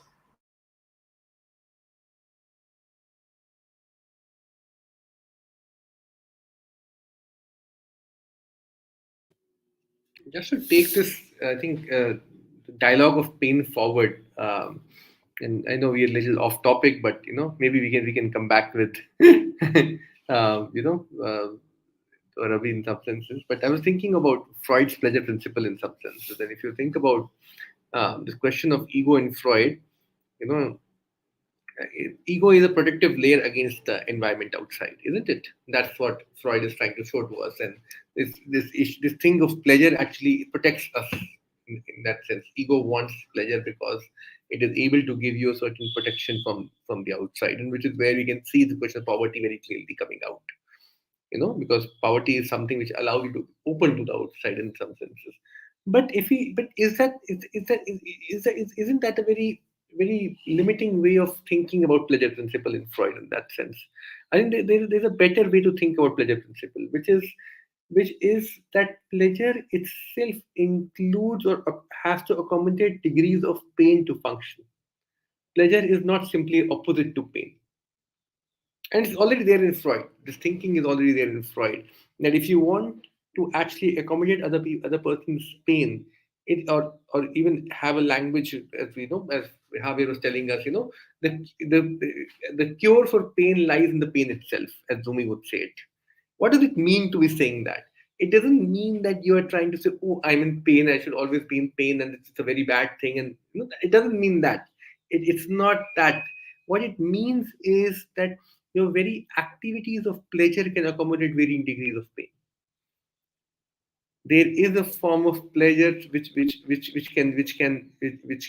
through which what gets close to you from the other world can become open to you now, and that pleasure actually has its. And it's not simply sadism and masochism, and we can have the discussions. And to certain degrees, sadism, masochism are necessary for functioning of the ego, and we all know that.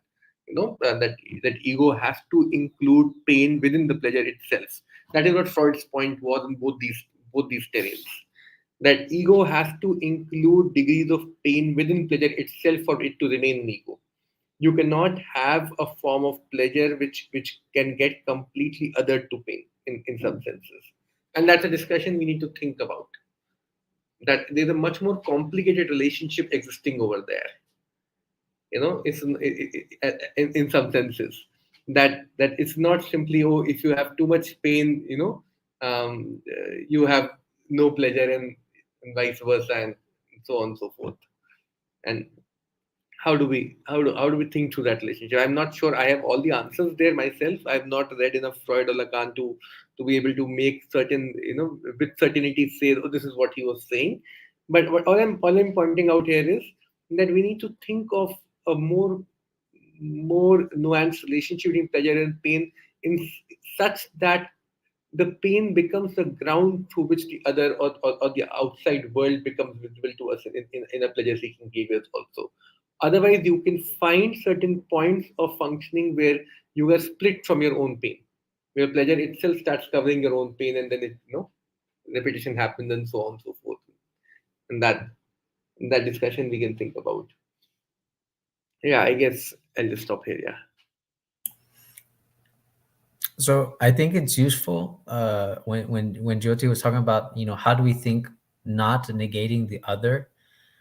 I think because I hang out so much with Cadell and everybody else that I always think I have to think negation, right? But I think that this limit of negation kind of hinders my thinking, and that actually what we need to start thinking is not negation, because what you're proposing, Chitan, is a very interesting framework between pain and pleasure, but actually this idea of subduing or being subdued.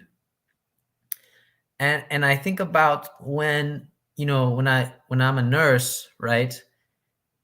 It's that you don't entirely eliminate the pain. You simply subdue the pain to where the patient is convinced that he is no longer feeling pain. But actually, all you've done is just put pain below a threshold that it becomes pleasurable for him to live. And so I think maybe it becomes, and so in this sense, you're not negating the other as such. You're allowing that pain and pleasure, it becomes a matter of what degree do you want to subdue or be subdued. And I think to be like, I think Chetan was talking about, this whole idea of like, I'm going to be in constant pain, like, but I think that maybe the relationship has to be a dialectic between what degree should, depending on the circumstance, which should be subdued and when should we be subdued, when, which, and I think because the reason why I was thinking of this is that Ibn Ghazali talks about this to a certain degree, that there are certain qualities inside of us that actually it's best that we subdue them. And then it allows other things that we can be subdued to. And for example, he gives a great example of like a horse. He says a horse can be like a warrior animal, but if it doesn't live up to its qualities, it can just be a burden carrying animal. It can just be an animal that carries things, and that's it. So I think this question, I mean, I don't know what you guys think, but I do think this language of subduing or subdued allows a framework where you're not negating the other, but it allows a certain relative framework about, I guess, how these things can live together, where to what degree you subdue the pain can become pleasurable, to what degree you become, if pleasure subdues you, it can actually become painful. For example, like addiction, right?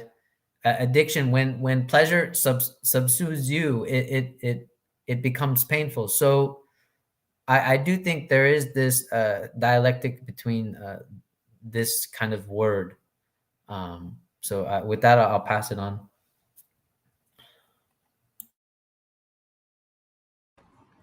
So Chetan, to my mind, Freud went beyond pleasure principle because, of course, it was restricting.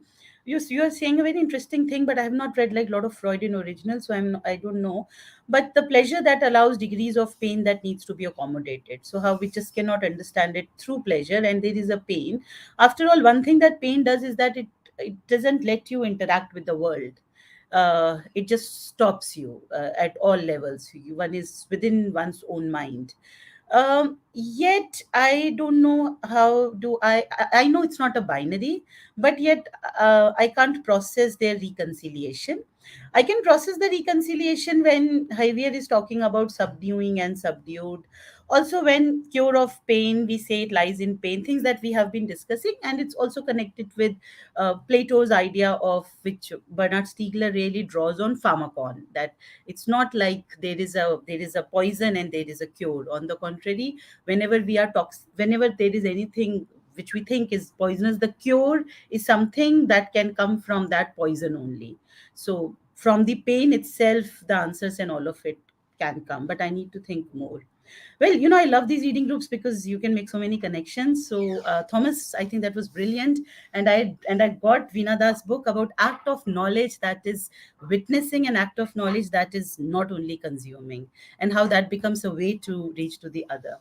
So, Veena Das goes on to say, and she's talking about a Sanskrit verse. There is a famous Sanskrit verse about a parable of the two birds, friends and the inhabitants of the same tree, but one who looks on while the other is absorbed in enjoying the pleasures of the world.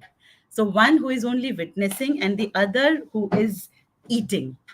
And for her, it's not just about being immersed in the world, but for her, that's what an anthropologist is about, where you just need to look on. And she goes on to make a connection between uh, her biography and the anthropology, that the connections which are there. Yeah, thanks. Yeah, just the one note on this, dimension of pain. I mean, I think there's I've heard this in many places in New Agey kind of spaces and in mysticism, is that a lot of times the ego, right? This thing, I agree with Shaitan, this idea, is a protective shell against reality. It's only in suffering, in the confrontation of pain, that that ego can get cracked, shattered, or pierced through to have reality come to front you directly.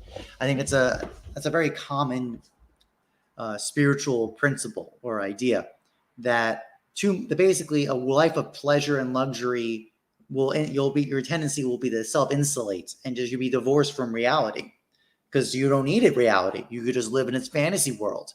And that's kind of the one downside of modern civilizations. It gives us all this abundance and material comfort, but basically it allows us to live in this little egomaniacal realities of our own self-imaginations and desires. And then we got Instagram and social media. Then we have this basically mental models just refurbing off each other. Then we're going to get the metaverse, and now we're going to enter into VR reality. And we just see accelerating more and more and more this kind of ego-driven desire consumption mode of existence that's also parallel to everyone commenting on a radical nihilism, annihilation, that all meaning is being stripped away from reality because we're basically in a mode of just escaping from ourselves, from reality, and because there's no pain anymore. And we seem to think that pain is actually a thing we should be fleeing from. When I think every spiritual tradition says, no, rejoice in your pain, right? Basically, remember, I think it was way back in week 1 or 2, we said the true Sufi laughs in joy at their suffering or loss or error.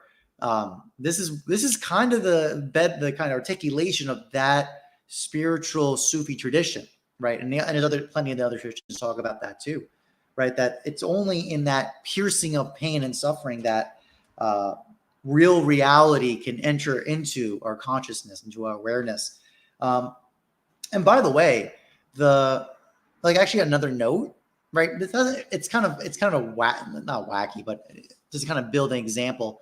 Because I also think the thing about the nurse, when we say, Javier, the comment that maybe the nurse can just lower the pain threshold to be bearable, then maybe give it a thinking that there's something like the nurse is doing as qua nurse, when that's not really true or not necessarily true. I'm sure there could be pain medications given, but literally it's I think what we're talking about here is that activity of just awareness and sitting there. It's something that I actually never seen nurses do because they're so exhausted. And so it's actually because their entire mechanism of nursing and healthcare does not allow it.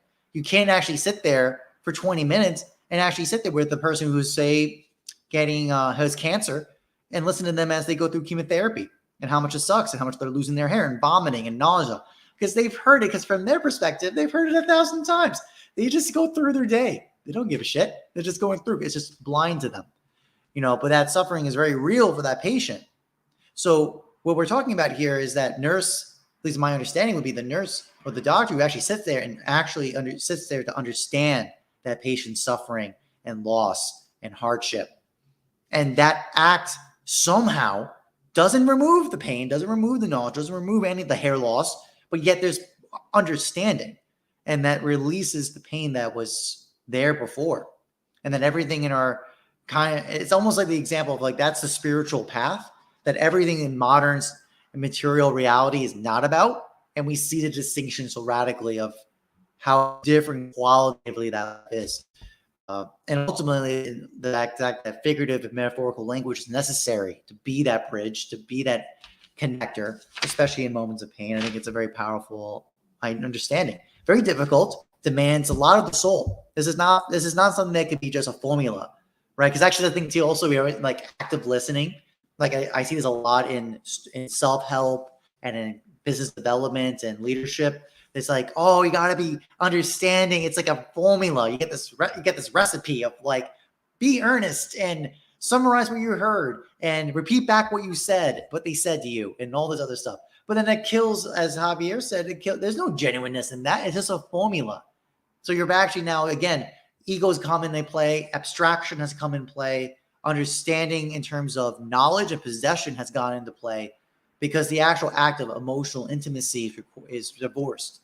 Which, by the way, Stephen Covey in 7 Habits says that. It's like, we're going to talk about active listening, but this will do you no good if you treat this as some kind of trick, as some kind of formula or instrument, instead of a sincere you changing in your heart and your literal ontology and virtue and existence.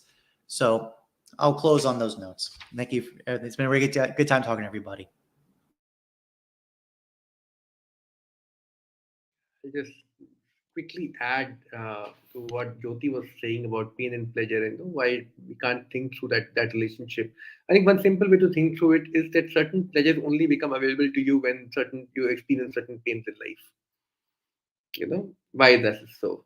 You try and seek simply pleasure in your environment, and you will encounter pain again. You can't simply move forward like that. You try and simply seek pleasure, and your life anxiety will start increasing, and slowly you'll enter back into pain. And if you find certain ways to incorporate pain in your everyday life, you'll find certain new pleasures and domains of pleasures opening up for you. For instance, reading, philosophy, so on and so forth, all it just comes with certain work. So we can immediately see that there is a more complex build-up happening over there. And of course, Javier, your point about negation, I think the point about Hegel's negation is that you need to think about negation as affirmation, not negation simply as, so it's not as Jyoti is saying, you don't negate the other. Negating the other is not the problem, actually. Problem is you destroy the other. There's no other left. When you've really covered the other. If you allow the non-relation to emerge, that is beautiful. As Panchik would say it, and we can start thinking about these things. I think one of the things that I wanted to sort of go back to maybe in the end was, in what ways does new names emerge, and what is the relationship with this with us to be able to name something new in this world? And it's not an easy task. It's something which I think I struggle with many times around me. That what are the points where my ability to name something new vanishes, where I can only engage with names that I already know. When I'm not open to the other means, I'm not able to give a new name to something. When we are saying that we are not open to others' pain, what we essentially mean is that we can't name something new. We can't see something new coming into this world. And pain is a point of creation. Although I think Ellen Scarry's very famous work called Body in Pain, where she argues that pain has a destructive relationship with language, in some sense. That when you are in pain, your capacity for language goes away, and you can only cry or shriek, isn't it? No, language is not there anymore. Pain can have this threshold point vis-a-vis language. In that sense, you can only cry and so on and so forth. But you don't have speech anymore once any being isn't. But there is I think inverse relationship with language there also, where somebody's pain can create new language in that sense, new way, new names, and new names can come in this world through that labor of pain. And what is it? What is it about our capacity to name something which has to be thought through over here? And I think me and Javier were on one of these talks with Kedel, and I don't remember the fourth person, but who was telling us the name of the fourth person right now, but who was telling us this idea that if we need to name everything in this world, and my immediate reaction over there was that is equally violent. The act of naming has to incorporate the courtesy or the sensitivity towards what doesn't need to be named. So there are certain things when you name them, they become extremely violent in that sense. And what are the ethics of naming in that sense, and how do we think through that question? I think maybe in successive reading groups we can explore that question. I think that's where I was sort of trying to get at in my head. So we got Cadell here, guys, and he's been commenting. So just I'm going to bring Cadell in here a little bit. So an earlier comment, he said ego gets more complex in beyond the pleasure principle. Now, Cadell commented and said that negation of negation is different than affirmation. So I think that's a nice provoking statement. And then he says that the birth metaphor, it can go far here. And the name that you were missing, Chitan, was Ebert. So to go back to the Sufi and disappointment and happiness, I forgot. Ask him to come on, line. Come and join us. What is he doing? Commenting and stuff.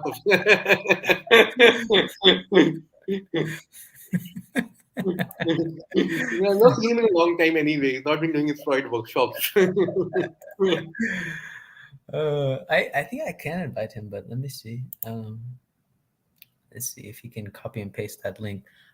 So what I would say for the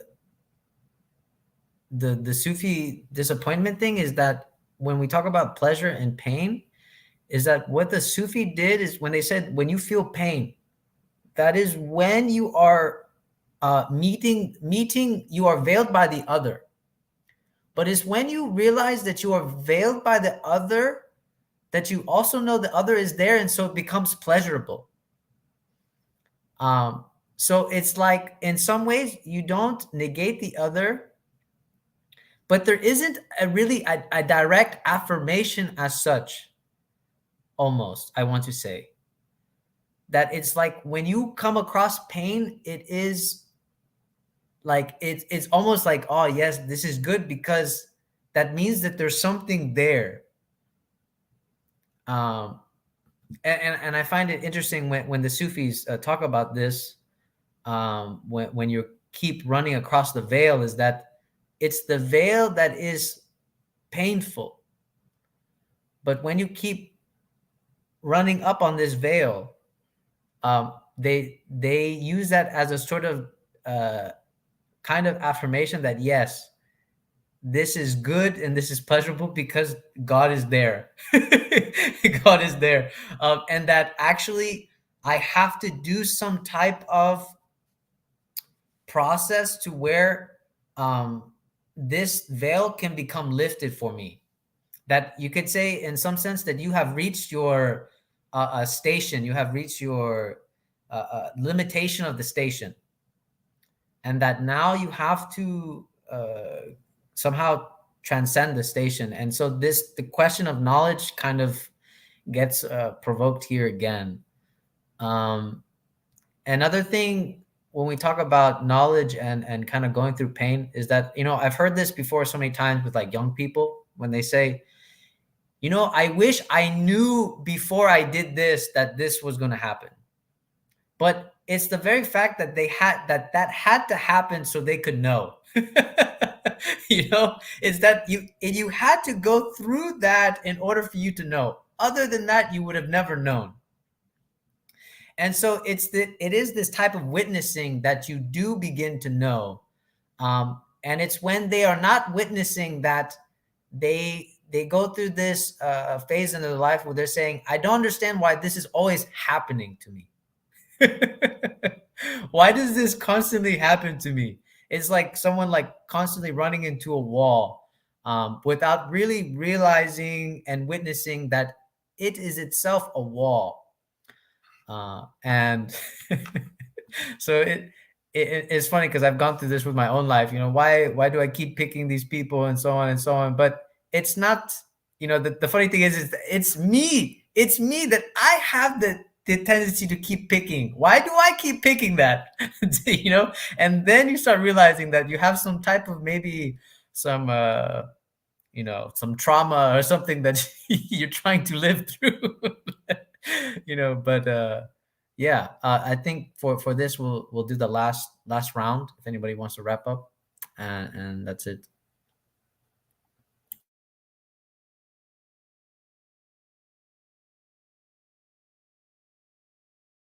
Just sort of quickly um, uh, sort of say something to Gadget back in that sense.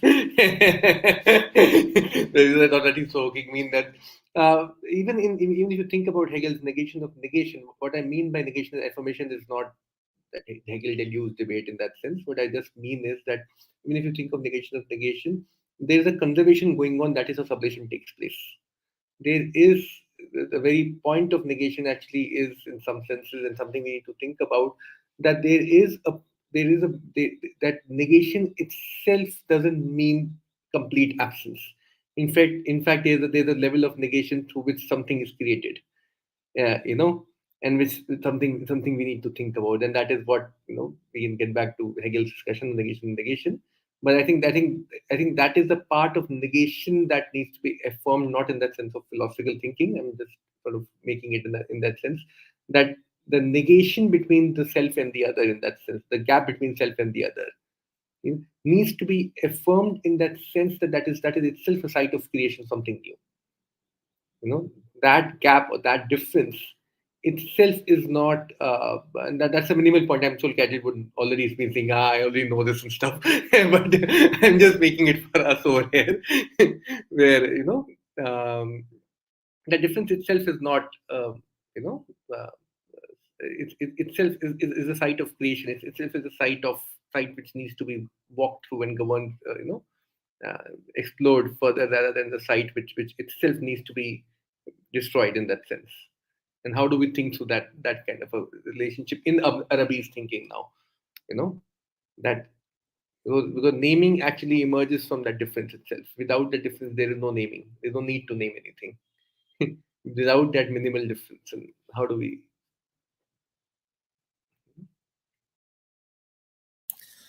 Other than that, Cadell responded. He said, I wasn't negating Chitan. I know he was making a subtle point about negation of negation. Okay, so I think with that we can wrap up, and yeah, I think I like that we actually emphasized a lot of this idea of poverty, and we really went deep in this state of poverty as such, and how do you think engendered existence, and names, and this idea that names, I think one of the biggest takeaway for me is this idea of figurative language, that actually it's not the limitation. So that, I think that's like the best thing that I took out of this, is that figurative language is not the limitation, but is almost like the very source of creativity itself when you are in the state of poverty. That actually, then it's not even a state of poverty in itself. It's not even, you cannot even determine the difference between poverty and abundance in that case of movement. It would be hard to distinguish that. If you were to distinguish that, then you would be like freezing the picture frame and be like, okay, this is the abundance and then this is poverty. You know, so it's very important that when we think about this movement, maybe we can think about equilibrium as such. I don't know, because I've been wanting to think more about equilibrium rather than, because equilibrium, when we talk about asymmetry, asymmetry is almost like a picture frame of equilibrium in movement. That when something is trying to establish equilibrium, we can say that there is an imbalance, and we can always say that there is an imbalance and an asymmetry as such. But the question always remains, what is equilibrium trying to do? When we are looking at the picture frame of asymmetry. So I found that fascinating. And with that, if anybody wants to comment on that, I'll let you. But let's see. Okay. I will do it next time. Thank you, everyone. Okay. Okay. All right. So with that, everybody, thank you guys for watching. Thank you for watching, Cadell. I know there's somebody else watching too. Thank you for watching. And with that, we'll end there.